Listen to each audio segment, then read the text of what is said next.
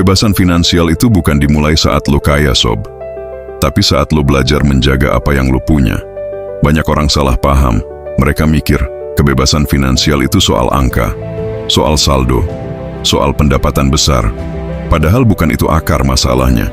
Karena kenyataannya, ada orang gajinya kecil tapi hidupnya tenang, dan ada orang penghasilannya besar tapi hidupnya selalu cemas.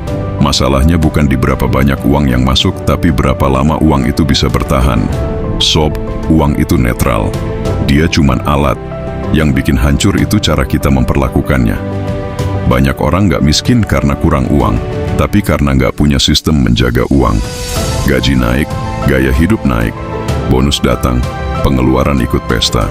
Uang masuk sebentar, habis pelan-pelan tanpa sadar. Dan ironisnya, mereka bilang, nanti kalau gue udah kaya, baru gue atur keuangan.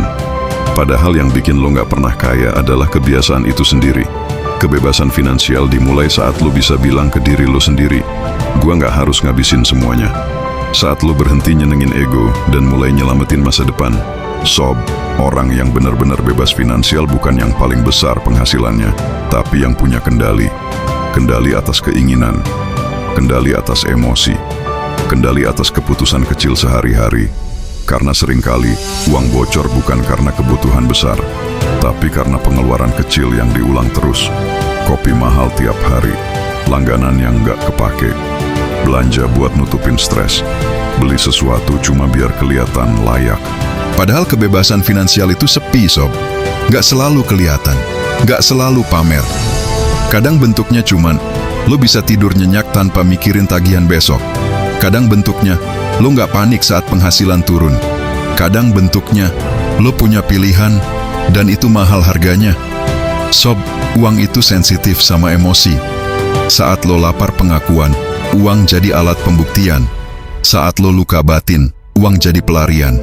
Makanya banyak keputusan finansial lahir bukan dari logika, tapi dari perasaan yang belum sembuh.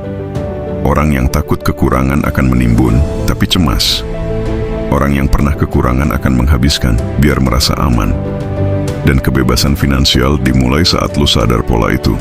Bukan buat menyalahkan diri, tapi buat berhenti mengulangnya. Sob, jaga uang itu bukan berarti pelit. Jaga uang itu berarti hormat sama usaha lo sendiri. Hormat sama waktu yang lo tukar. Hormat sama energi yang lo keluarin. Hormat sama hidup yang lagi lo bangun. Uang yang dijaga dengan sadar pelan-pelan berubah fungsi. Dari alat konsumsi jadi alat perlindungan. Dari sumber stres jadi sumber ketenangan. Dan di titik itu, lo mungkin belum kaya, tapi lo sudah bebas. Bebas dari panik, bebas dari kejar-kejaran, bebas dari rasa gaji habis kemana. Sob, kebebasan finansial bukan tujuan akhir, dia fondasi.